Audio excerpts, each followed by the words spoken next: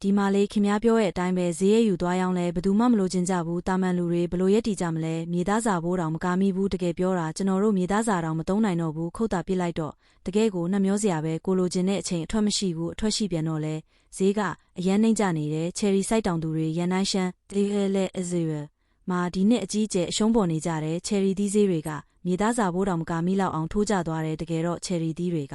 ကအခုဆိုဝတ်သားထက်တောင်ဈေးပေါ်နေလို့လယ်သမားတွေအနေနဲ့ဝက်စာကျွေးလိုက်တာကမှပိုက်ဆံပိုးစုမီဦးမယ်အဲ့ဒီဒေတာမှာချယ်ရီသီးကီလိုဂရမ်90ထောင်လောက်ရောင်းမထွက်ပဲကျန်နေသေးပြီးလယ်သမားတွေကအရင်ကြေဖို့တောင်အသေးအတန်စူးစမ်းနေကြရတယ်မှတ်ချက်တွေမှာလူတော်များများကဈေးထဲမှာချယ်ရီသီးကဘာလို့ကီလိုဝက်ကိုရွမ်20ထောင်ကနေ30ထောင်လဲမှတ်ချက်ရွမ်ဟုယူဆပါသည်ဈေးရှိနေသေးတာလဲလို့မေးခွန်းထုတ်နေကြတယ်ဝယ်ကျင်တဲ့သူတွေကလည်းဈေးကြီးလို့မတက်နိုင်ဘူးထုတ်လုပ်သူတွေကလည်းရောင်းမထွက်ဘူးဖြစ်နေတယ်တချို့ကတော့ပြစ်တာနာကကြားပွဲစားတွေစားတောက်ဆိုင်တန်းတွေစူပါမားကတ်တွေနဲ့လမ်းဘေးဈေးတွေကဈေးဆက်မတန်တင်နေလို့လူတွေကတစ်တီးကိုမဝယ်နိုင်ကြတာလို့သုံးသပ်ကြတယ်။အခုကတစ်တီးမျိုးစုံပေါ်တဲ့ရာသီဖြစ်ပေမဲ့ရန်တိုင်းကချယ်ရီသီးတွေလိုပဲတခြားတစ်တီးတော်များများလဲဈေးကွက်ထဲရောက်တာနဲ့ဈေးတွေထိုးကြကုန်တဲ့ဘာနစ်ဂရေဗယ်ကအခုဆို300လွယ်ကူတဲ့စပရေးကူးနဲ့လာပါပြီးဖြန်းလိုက်9မိနစ်ထားပြီးရင်တစ်ချက်တည်းနဲ့အဆင်ပြေသွားမှာပါအရင်ကတန်းစီဝယ်ခဲ့ရတဲ့ဈေးကြီးပြီးအစမတန်ဈေးတင်ထားတဲ့တစ်တီးတွေတောင်အခုဈေးတွေထိုးကြနေပြီးကန်စုပြည်နယ်ကကျင်စင်းသီးရှောင်းဒဲလေဘဲကမတ်မွန်သီးဆက်အဲကတရုတ်ဘေဘယ်ရီသီးရန်တေရဲကဒူးရင်သီးဟန်လေကဟာမီဖျဲပြီးတော့ယူနန်ကဖျဲသီးတွေအားလုံးတရုတ်နိုင်ငံတဝင်းမှာဈေးကွက်ပြည့်ရှံမှုနဲ့ဈေးနှုန်းထိုးကျမှုတွေကြုံတွေ့နေရပါတယ်ဝယ်လိုအားထက်ပိုရှံမှုကြောင့်စိုက်ပျိုးတောင်သူတွေဟာအရင်ကရိတ်သိမ်းချိန်မှာခံစားခဲ့ရတဲ့ပျော်ရွှင်မှုတွေဆုံးရှုံးခဲ့ရပြီးအခုတော့ဆိုးရွားတဲ့အရှုံးတွေနဲ့ရင်ဆိုင်နေကြရပါတယ်အိတ်တွေပါနှစ်အိတ်ကို10ကီလိုညီကိုမောင်နှမတို့ရေနောက်ထပ်နှစ်အိတ်ထပ်ထည့်ပေးလိုက်မယ်ဒါဆိုကီလို20ထပ်လိုချင်သေးရင်နောက်ထပ်နှစ်အိတ်ထပ်ပေးမယ်ဒါဆိုကီလို30တချင်းကို3ရွမ်ပါဒီတချင်းမှာ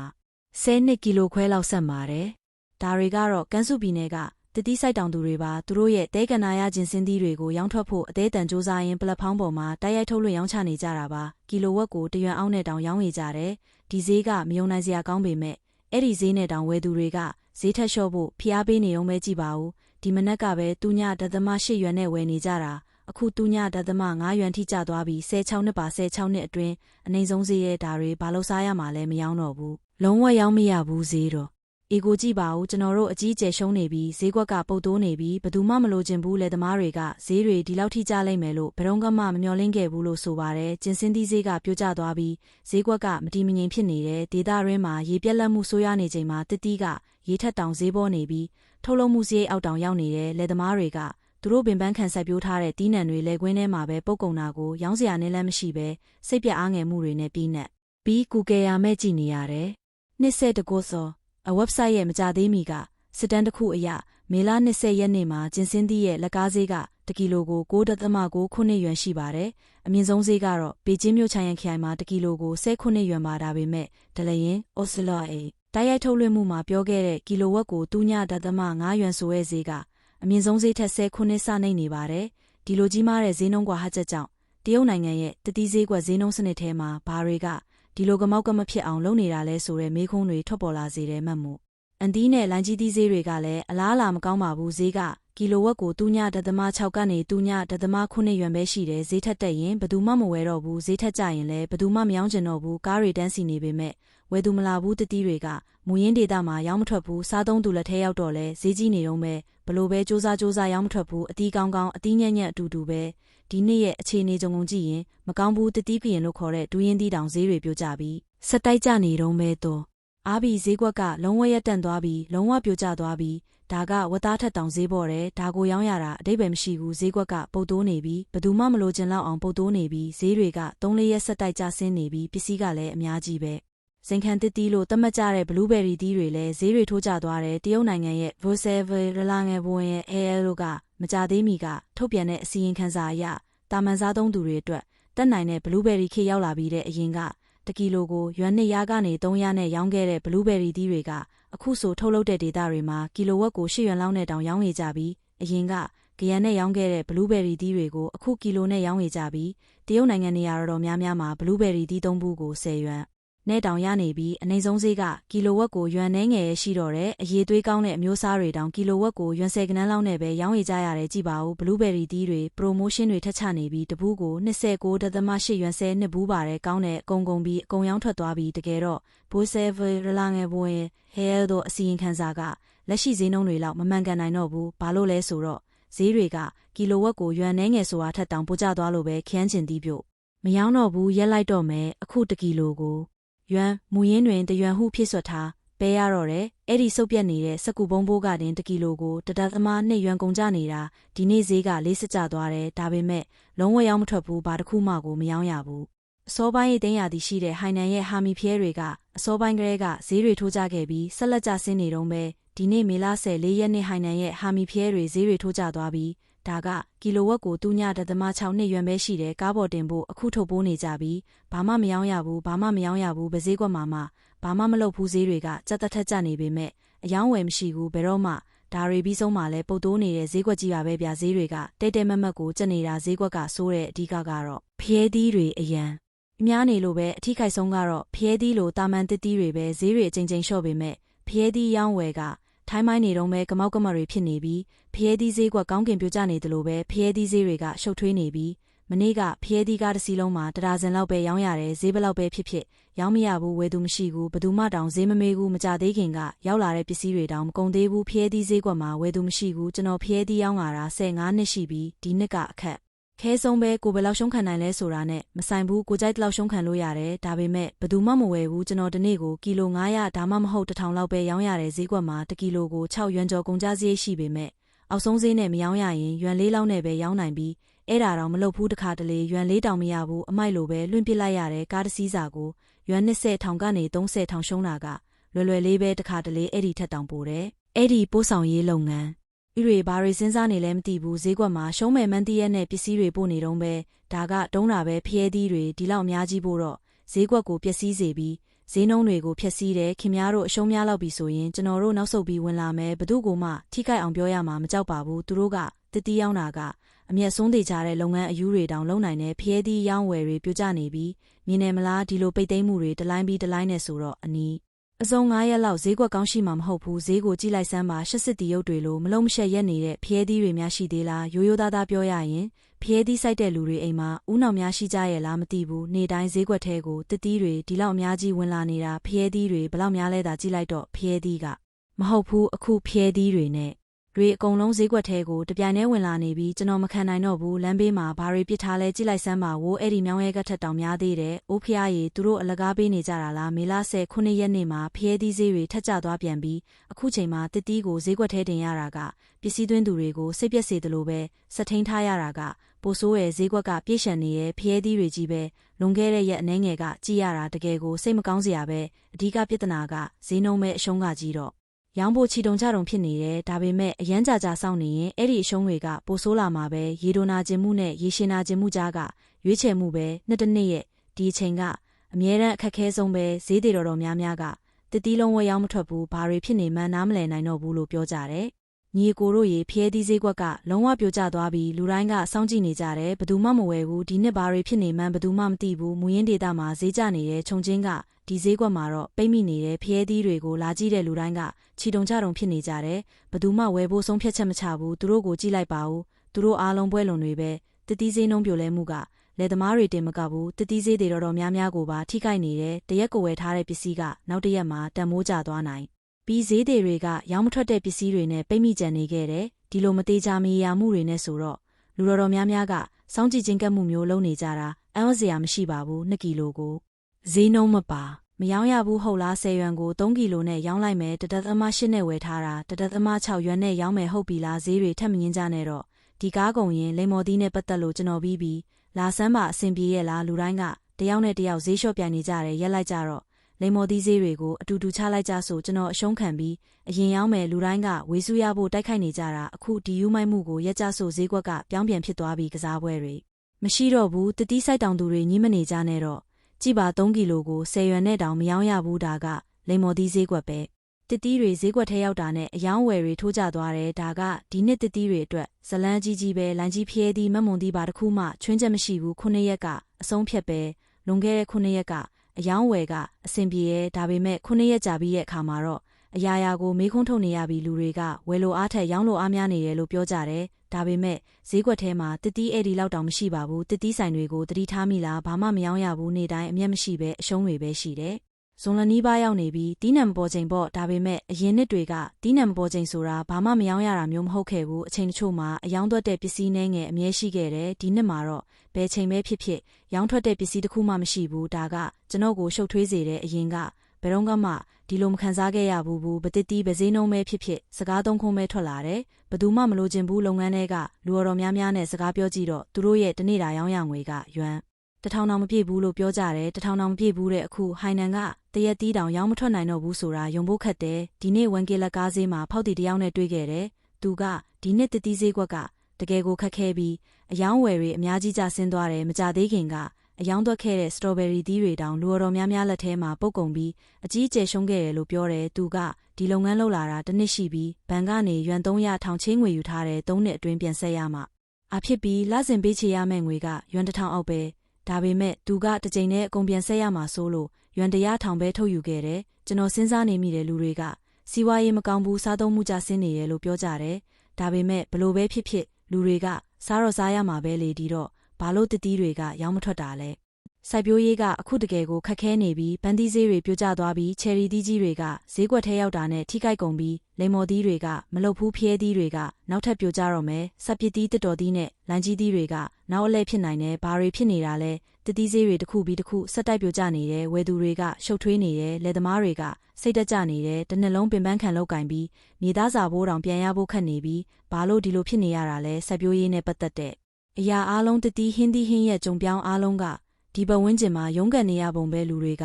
ကစားကိုမစားကျင်ကြတော့ဒါလားမဟုတ်ရင်ဒီစားသုံးမှုကြဆင်းတာကိုဘလို့ရှင်းပြမလဲအိုးတကယ်ခေါင်းကိုက်စရာပဲတရုတ်နိုင်ငံမှာဒီနှစ်တစ်တီးဈေးနှုန်းပြိုလဲရခြင်းရဲ့အကြောင်းရင်းများစွာရှိပါတယ်ပထမအချက်ကတော့ဝယ်လိုအားနဲ့ရောင်းလိုအားမညီမျှမှုပါဝယ်လိုအားထက်ပိုရှံမှုကြောင့်ဈေးနှုန်းပြိုလဲခဲ့တာပါလွန်ခဲ့တဲ့နှစ်တွေအတွင်းမှာတစ်တီးတချို့ကနေရတဲ့အမျက်အဆိုးမြင့်မားမှုကြောင့်လယ်သမားနဲ့ရင်းနှီးမြှုပ်နှံသူအများအပြားကိုဆွဲဆောင်ခဲ့ပြီးစိုက်ပျိုးရေးရာတွေအလွန်အကျွံတိုးချဲ့မှုဖြစ်ပေါ်ခဲ့ပါတယ်တရုတ်အရင်းနှီးတွေကအရှေ့တောင်အာရှကိုလည်းဝင်ရောက်လာခဲ့တဲ့ဥပမာအားဖြင့်အရှေ့တောင်အာရှကဒူးရင်းသီးစိုက်ခင်းတို့အေဟာလွန်ခဲ့တဲ့3နှစ်အတွင်း40ခုနှစ်တိုးချဲ့ခဲ့ပြီးဒီစိုက်ခင်းအများစုကိုတရုတ်ရင်းနှီးမြှုပ်နှံသူတွေကလောက်ကင်ကြကရောင်းချမဲ့ဈေးကွက်ကလည်းအဓိကအားဖြင့်တရုတ်နိုင်ငံကိုဦးတည်ပါတယ်အွန်လိုင်းချက်အလက်တွေအရကွန်တုံကောက်ခွန်တစ်ခုတည်းကပဲ2025ခုနှစ်မေလမှာဒူးရင်းသီးတန်ချိန်2500ကျော်ရှင်းလင်းခဲ့ပြီးဒါကဈေးကွက်ကိုလွှမ်းမိုးသွားကဝယ်လိုအားထက်အများကြီးကျော်လွန်သွားခဲ့ပါတယ်တစ်တီးတွေကရာသီအလိုက်ဖြစ်တတ်ပြီးလက်ရှိဈေးကွက်ကတစ်ချိန်ထဲမှာရောင်းချနေတဲ့တစ်တီးအမြောက်အများနဲ့ပြည့်စုံနေပါတယ်ဒါအပြင်ပြည်ပကတင်သွင်းတဲ့တစ်တီးတွေကဝယ်လိုအားနဲ့ရောင်းလိုအားမညီမျှမှုကိုပိုဆိုးစေခဲ့ပါတယ်လုပ်ငန်းကျွမ်းကျင်သူတွေကလက်ရှိစီးပွားရေးကျဆင်းမှုနဲ့အတူတစ်တီးဈေးကွက်ကဝယ်လိုအားထက်ပိုရှံနေပြီးသားဖြစ်ပေမဲ့အရင်းနှီးတွေကဒီကဏ္ဍထဲကိုဆက်လက်ဝင်ရောက်နေတာကြောင့်အကျိုးဆက်ကတော့ရှင်သန်မှုအတွက်အင်အားကြီးနဲ့အောင်တိုက်ခိုက်ရတဲ့ပြင်းထန်တဲ့အပြုတ်တိုက်ရှင်ပြိုင်မှုဖြစ်လာတယ်လို့ထောက်ပြကြပါတယ်။လာမယ့်နှစ်အနည်းငယ်အတွင်းမှာတစ်တီးစိုက်တောင်သူတွေရဲ့ထက်ဝက်ကျော်ဟာဈေးကွက်ထဲကထွက်သွားရလိမ့်မယ်လိမ့်မော်။တီးစိုက်ပျိုးမှုဟာမကြသေးခင်ကအများကြီးတိုးချဲ့ခဲ့ပြီးဆိုးရွားတဲ့ဝယ်လိုအားထက်ပိုရှံမှုဖြစ်စေခဲ့တယ်လို့ပါပဲလူတွေကဒီလုပ်ငန်းတွေကိုစက်ဝင်လာနေတော့ဈေးတွေကျဆင်းလာပြီးတစ်တီးကျန်တော်များများကအရှုံးပေါ်နေကြတယ်။သူတို့စက်မထိန်နိုင်တော့တဲ့အခါမှာတော့ထွက်သွားရတော့မှာပဲ။လယ်သမားတွေတင်မကဘူးကုန်သည်တော်များများလည်းထွက်သွားကြလိမ့်မယ်ရောင်းမထွက်တဲ့ပစ္စည်းတွေနဲ့ဈေးကွက်ကပြည့်ရှံနေပြီးပြိုင်ဆိုင်မှုကရက်ဆက်ကြမ်းကြုတ်တဲ့လူတော်များများကအရင်ဆုံးထွက်သွားရလိမ့်မယ်စိုက်ပျိုးသူတွေနဲ့ဖြူးသူတွေကခက်ခဲတဲ့အခြေအနေမှာပိတ်မိနေကြတယ်တချို့ကတော့အပြီးတိုင်ထွက်သွားရလိမ့်မယ်စိုက်ပျိုးရေးမှာသူတို့ဘဝတစ်ဝက်လောက်ကုန်ဆုံးခဲ့တဲ့လူတော်များများကဒီလိုဆိုးရွားတဲ့အဆုံးသက်နဲ့ရင်ဆိုင်နေရပြီးဒီလိုတော့ခက်မိနေတဲ့အခြေအနေကလူအများစုရဲ့ကံကြမ္မာဖြစ်လာပုံရပါတယ်ဒုတိယအချက်ကတော့စားသုံးမှုအဆင့်လျှော့ချလာခြင်းကြောင့်ဈေးကွက်ဝယ်လိုအားနည်းလာတာပါစီးပွားရေးကျဆင်းမှုကြောင့်တရုတ်နိုင်ငံမှာဝယ်ယူနိုင်စွမ်းတွေကျဆင်းလာပါတယ်မှတ်ချက်တွေမှာလူတော်များများပြောထားသလိုပဲတစ်တီးတွေကဝယ်မစားနိုင်လောက်အောင်ဈေးကြီးလာပါတယ်ပလက်ဖောင်းတစ်ခုဥပမာဒလရင်ပေါ်ကအချက်လက်တွေအရလူလက်တန်းစားတွေရဲ့68.4ရဟာအခုဆိုရင်တန်မိုးနဲ့ညီမျှမှုဘောဂီဇိုကိုဆယ်လီဗိုယကိုဦးစားပေးလာကြပြီးတက်နိုင်တဲ့တခြားရေးချေစရာတွေကိုရှာဖွေမှုနှုန်းက200ထိတိုးလာခဲ့ပါတယ်ဒီအတွက်ကြောင့်ဘလူးဘယ်ရီနဲ့ချယ်ရီလိုဈေးကြီးရဲ့အသီးတွေရဲ့ဝယ်လိုအားကတိတိတာတာကျဆင်းသွားခဲ့ပါတယ်။တတိယအချက်ကတော့အရေးသွေးနဲ့ယုံကြည်မှုအကျက်တဲပါပိုးသက်ဆေးနဲ့ဖြစ်ဆွက်ပစ္စည်းတွေကြဲကြဲပြန့်ပြန့်သုံးပြုမှုကြောင့်စားသုံးသူတွေကတတိဝယ်ဖို့ရှောင်ဖယ်လာကြပါတယ်။မကြသေးမီကအကြောင်းအရာဖန်တီးသူတဦး Eosu Erekisu ဟာသူ strawberry ဂျန်တစ်ခုကိုတွားရောက်လဲပတ်ချိန်ကရိုက်ကူးထားတဲ့တုံးလုံးစရာမြင်ကွင်းတစ်ခုကိုတင်ခဲ့ပါတယ် strawberry သေးသေးလေးတစ်လုံးမှာပိုးသက်ဆေးမျိုးစားပေါင်း200ကျော်သုံးထားပါတယ်ဒီမှာကြည့်ရေရင်းမြင့်နားမှာတွေ့လာညဉ့်ညမ်းနေပြီးအကိုကြီးဒီ strawberry တွေကိုဘယ်နှခါလောက်ဆေးဖြန်းရလဲဗျဒီမှာကတော့ပြိုးပင်အစ်စ်မှာမိုးရွာတိုင်းဖြန်းတဲ့ပြိုးပင်တွေဖန်လုံအိမ်ထဲရွှေ့ပြီးရင်တစ်နှစ်ကို4-5ခါလောက်ဖြန်းတယ်ဒါတောင်တခြားသူတွေနဲ့ဆိုင်ရင်နဲတယ်လို့ပြောရမယ်ဟိုဖန်လုံအိမ်တွေကိုကြည့်လိုက်သူတို့ကကြီးထွားမှုမြန်အောင်အသီးမြင်မြန်မဲ့အောင်တစ်နှစ်ကို9ကြိမ်6ကြိမ်လောက်ဖြန်းကြတယ်လယ်သမားကသူစိုက်တဲ့ strawberry ကိုသူကိုယ်တိုင်တော့မစားဘူးလို့ဝန်ခံခဲ့ပါတယ်သူတို့မိသားစုစားဖို့အတွက်ပိုးသက်ဆေးကင်းလွတ်တဲ့ strawberry စိုက်ဖို့နေရာကွက်လေးတီးတန့်ကြံထားတဲ့အကြောင်းအရာဖန်တီးသူကတခြားတစ်တီးကြံတစ်ခုကိုလည်းတွားရောက်ခဲ့ပြီးမရေမတွက်နိုင်တဲ့ပိုးသက်ဆေးပုလင်းတွေကိုတွေ့ရှိခဲ့ပါတယ်ဒီမှာဘာတွေရှိလဲကြည့်ရအောင်ဒိုင်ဂက်လိုတို့ဖက်အဲရရိုကြီးထွားမှုဟော်မုန်းပြားပိုးသက်ဆေးဂလိုက်ဖော့စိတ်ပေါင်းသက်ဆေးမြန်မြန်လေးရေတွက်ကြည့်တာနဲ့တင်အမျိုးအစား20ကနေ30လောက်ရှိတယ်အမဲ့မြန်ဆေးတွေလည်းတွေ့ခဲ့သေးတယ်ဒီမှာကြည့်ဒီမှာပိုတောင်များသေးတယ်ဒိုင်ဂက်လိုတို့အသီးကြီးထွားဆေးပိုးသက်ဆေးမျိုးဒီမြောင်းတစ်ခုလုံးကတစ်တီးကြအတချန်ထဲကပါပုလင်းတွေကအယမ်းများတာပဲပိုးသက်ဆေးနဲ့ဖြစ်ဆွက်ပစ္စည်းတွေကြဲကြဲပြန့်ပြန့်သုံးပြုမှုကစားသုံးသူတွေရဲ့ယုံကြည်မှုကိုပြင်းထန်စွာတုံ့လှုပ်စေခဲ့ပါတယ်စတုထအချက်ကတော့မြင်မာတဲ့တည်ယူပို့ဆောင်ရေးနဲ့ကြားခံစရိတ်တွေပါအေးခမ်းဖြင့်တည်ယူပို့ဆောင်ရေးစနစ် Color Electronic တိုးတက်လာပေမဲ့တည်ယူပို့ဆောင်ရေးနဲ့တိုးလောင်မှုစရိတ်တွေကမြင့်မားနေစေပါအွန်လိုင်းချက်လက်တွေအရလောင်စာဆီဈေးနှုန်းမြင့်တက်မှုကြောင့်တည်ယူပို့ဆောင်ရေးစရိတ်တွေက30တိုးလာခဲ့ပါတယ်တစ်ချိန်တည်းမှာပဲကျွေးမီတွေနဲ့ဝင်ပြီးနေတဲ့ဒေသဆိုင်ရာအစိုးရတွေကဝင်ငွေရဖို့တန်ကြေးငွေတွေပေါ်မိခိုနေရပါတယ်အကျိုးဆက်အနေနဲ့တည်ယူပို့ဆောင်ရေးလုပ်ငန်းအပေါ်ချမှတ်တဲ့ပြည်တံကြေးတွေကမြင့်မားနေစေဖြစ်ပြီးအရင်ကဖျက်သိမ်းခဲ့တဲ့လမ်းအသုံးပြုခတွေကိုတောင်ပြန်ကောက်လာတာကြောင့်ကုန်ကျစရိတ်တွေကိုပုံမမြင့်တက်စေပါတယ်စားသုံးသူတွေကလက်လီဈေးနှုန်းမြင့်မားမှုနဲ့ရင်ဆိုင်ရတဲ့အခါဝယ်ယူမှုတွေလျှော့ချလာကြပြီးမူရင်းမှာရောင်းမထွက်စားသုံးသူကလည်းဝယ်မစားနိုင်တဲ့တန်တရားလည်နေတဲ့အခြေအနေကိုဖန်တီးလိုက်ပါတယ်ပစ္စမအချက်ကတော့တိုက်ရိုက်ထုတ်လွှင့်ရောင်းချမှုနဲ့အစုအဖွဲ့လိုက်ဝယ်ယူမှုတွေတိုးတက်လာမှုကရိုးရာတစ်တီးရောင်းချမှုပုံစံကိုပြောင်းလဲစေခဲ့တယ်လို့တစ်ချိန်တည်းမှာပဲလုပ်ငန်းတွင်ပြိုင်ဆိုင်မှုတွေပိုပြင်းထန်လာခဲ့ပါတယ်လက်ကားဈေးကွက်ကအခုဆိုလုံးဝရှုပ်ထွေးနေပြီးပထမဆင့်နဲ့ဒုတိယဆင့်လက်ကားသမားတွေကအရင်ကလက်ကားကွင်းဆက်ထဲကမိဖက်တွေဖြစ်ပြီးတယောက်နဲ့တယောက်အပြန်အလှန်မိခိုခဲ့ကြတယ်ဈေးကွက်ကောင်းတုန်းကတော့လူတိုင်းအဆင်ပြေကြပြီးလက်တွဲပြီးငွေရှာခဲ့ကြတယ်ဈေးကွက်ပြတ်သွားတာနဲ့လူတွေကချက်ချင်းတက်ရောက်ကိုတယောက်ရန်သူလိုဖြစ်သွားကြပြီးတယောက်စီကနေတယောက်ဖောက်တီးလို့ဖို့စ조사ကြတော့တာပဲအရင်ကပထမဆင့်ကဒုတိယဆင့်ကိုရိုးရိုးသားသားပစ္စည်းပေးသွင်းပြီးဒုတိယဆင့်ကလည်းသူ့ရဲ့ရောင်းချနယ်မြေကိုထိန်းသိမ်းထားတယ်လူတိုင်းမှာရှင်းလင်းတဲ့အခန်းကဏ္ဍတွေရှိပြီးဘဝကအသာရခဲ့တယ်အခုပထမဆင့်ကမကျေနပ်တော့ဘူးသူတို့ကဒုတိယဆင့်ကိုပစ္စည်းပေးသွင်းပေမဲ့နောက်ွယ်ကနေအဆုံးစုံစားသုံးသူတွေကိုလိုက်ရှာပြီးဒုတိယဆင့်ရဲ့လုပ်ငန်းကိုဖျက်ဆီးဖို့စ조사နေကြတယ်ဒုတိယဆင့်ကလည်းကုန်ကျစရိတ်တွေနဲ့အမျက်အဆုံးနီးအပါမှုကြောင့်ဖျားပေးခံရပြီးပထမဆင့်ကိုကြော်ကမူရင်းကြံအထိတိုက်ရိုက်သွားဝယ်တော့တယ်ပိုဆိုးတာကမူရင်းကြံတွေကလည်းတိုက်ရိုက်ထုတ်လွှင့်ရောင်းချမှုတွေစတင်လာပြီးသူတို့ရဲ့ဖုန်းတွေကနေတဆင့်စားသုံးသူတွေကိုတိုက်ရိုက်ရောင်းချနေကြတယ်ဈေးနှုန်းစနစ်တစ်ခုလုံးကပျက်စီးနေပြီးလက်အောက်ခံဖြန့်ဖြူးသူတွေကိုထဲ့မစင်းစားတော့ဘူးလူတိုင်းကကိုယ့်အတွက်ကိုပဲကြည့်ကြတော့တယ်မိတ်ဆွေတွေကရန်သူတွေဖြစ်သွားကြပြီးအပေါ်ရန်မှာပြုံးပြနေပေမဲ့နောက်ွယ်မှာတော့တယောက်ကိုတယောက်ဖယ်ထုတ်ဖို့စ조사နေကြတယ်ပထမဆင့်ကညည်းတယ်ဒုတိယဆင့်ကပူးပေါင်းဆောင်ရွက်မှုမရှိဘူးရဲ့ဒုတိယဆင့်ကညည်းတယ်ပထမဆင့်ကမတရားဘူးတဲ့မူရင်းကြံကလည်းသူ့ကိုယ်သူအင်အားရှိတယ်ထင်ပြီးဝေစုပိုကြီးလိုချင်တယ်ဒါပေမဲ့ဈေးကွက်ကဒီလောက်ပဲကျတာဝေစုကဒီလောက်ပဲရှိတာလူတိုင်းကဝေစုရဖို့တိုက်ခိုက်နေကြပြီးအဆုံးမှာတော့ဘသူမှအမျက်မရဘူးအဓိကအကြောင်းရင်းကဈေးကွက်မကောင်းတာပဲလူတိုင်းကထိတ်လန့်နေကြတယ်အမျက်အဆုံးတွေကအယမ်းပါလွာနေပြီးလူတိုင်းကပိုကြီးတဲ့ဝေစုကိုလိုချင်နေကြတယ်ဒီနှုံးတိုင်းသာဆိုရင်တတိလုပ်ငန်းကပျက်စီးဖို့ပဲရှဤတော့တယ်အဆုံးသက်အနေနဲ့တတိဈေးနှုန်းတွေပြိုလဲရတာကလုပ်ငန်းအတွင်းယုံကြည်မှုပြဿနာတွေကြောင့်ဖြစ်တယ်လို့တရုတ်နိုင်ငံရဲ့ပူကျဲပြက်တဲ့စီးပွားရေးကျဆင်းမှုနဲ့လည်းနီးကပ်ဆက်နေပါတယ်စားသုံးသူတွေရဲ့သုံးစွဲမှုကျဆင်းလာပြီးရောင်းလိုအားကဝယ်လိုအားထက်ပိုရှန်လာတဲ့အခါလယ်သမားတွေကအရှုံးပေါ်လာတဲ့ဈေးနှုန်းတွေကဆက်လက်ကျဆင်းနေပြီးကြားပွဲစားတွေကဝယ်ဖို့တွန်းဆုတ်လာကြတယ်လက်လီရောင်းချသူတွေကကုန်ကျစရိတ်မြင့်မားမှုနဲ့ရင်ဆိုင်ရပြီးဒါကစားသုံးသူတွေအတွက်ဈေးနှုန်းမြင့်မားမှုကိုဖြစ်ပေါ်စေတဲ့တစ်ချိန်တည်းမှာတိုက်ရိုက်ထုတ်လွှင့်ရောင်းချမှုနဲ့ electronic ကုန်သွယ်မှုပလက်ဖောင်းတွေကလည်းဈေးကွက်ဝေစုရဖို့တိုက်ခိုက်နေကြပြီးဒေသဆိုင်ရာအစိုးရတွေကပါဝင်ပါလာတာကြောင့်အခြေအနေကိုပိုဆိုးစေခဲ့ပါတယ်ဒါကထုတ်ကုန်တွေမူရင်းမှာရောင်းမထွက်စားသုံးသူတွေကလည်းဝယ်မစားနိုင်ဆိုတဲ့တော့ခတ်မိနေတဲ့အခြေအနေကိုဖြစ်ပေါ်စေခဲ့ပါတယ် ဒီမှာလေးခင်များပြောရဲ့အတိုင်းပဲဈေးရယူသွားရောင်းလဲဘယ်သူမှမလိုချင်ကြဘူးတာမန်လူတွေဘလို့ရက်တီကြမလဲမြေသားစာဘိုးတောင်မကာမိဘူးတကယ်ပြောတာကျွန်တော်တို့မြေသားစာတောင်မသုံးနိုင်တော့ဘူးခုတ်တာပြစ်လိုက်တော့တကယ်ကိုနှမျောစရာပဲကိုလိုချင်တဲ့အချိန်အထွက်မရှိဘူးအထွက်ရှိပြန်တော့လဲဈေးကအရန်နှိမ့်ကြနေတယ်ချယ်ရီစိုက်တောင်သူတွေရန်တိုင်းရှမ်းတီဟဲလဲအဇေရမာဒီနှစ်အကြီးကျယ်အရှုံးပေါ်နေကြတယ်ချယ်ရီသီးဈေးတွေကမြေသားစာဘိုးတောင်မကာမိလောက်အောင်ထိုးကျသွားတယ်တကယ်တော့ချယ်ရီသီးတွေကအခုဆိုဝတ်သားထက်တောင်ဈေးပေါ်နေလို့လယ်သမားတွေအနေနဲ့ဝတ်စာကျွေးလိုက်တာကမှပိုက်ဆံပိုးစုမီဦးမယ်အဲ့ဒီဒေတာမှာချယ်ရီသီးကီလိုဂရမ်90ထောင်လောက်ရောင်းမထွက်ပဲကျန်နေသေးပြီးလယ်သမားတွေကအရင်ကြေဖို့တောင်အသေးအတန်စူးစမ်းနေကြရတယ်မှတ်ချက်တွေမှာလူတော်များများကဈေးထဲမှာချယ်ရီသီးကဘာလို့ကီလိုဝက်ကိုရွမ်20ထောင်ကနေ30ထောင်လဲမှတ်ချက်ရွမ်ဟုယူဆပါသည်ဈေးရှိနေသေးတာလဲလို့မေးခွန်းထုတ်နေကြတယ်ဝယ်ကျင်တဲ့သူတွေကလည်းဈေးကြီးလို့မတက်နိုင်ဘူးထုတ်လုပ်သူတွေကလည်းရောင်းမထွက်ဘူးဖြစ်နေတယ်တချို့ကတော့ပြစ်တာနာကကြားပွဲစားတွေစားတောက်ဆိုင်တန်းတွေစူပါမားကတ်တွေနဲ့လမ်းဘေးဈေးတွေကဈေးဆက်မတန်တင်နေလို့လူတွေကတစ်တီးကိုမဝယ်နိုင်ကြတာလို့သုံးသပ်ကြတယ်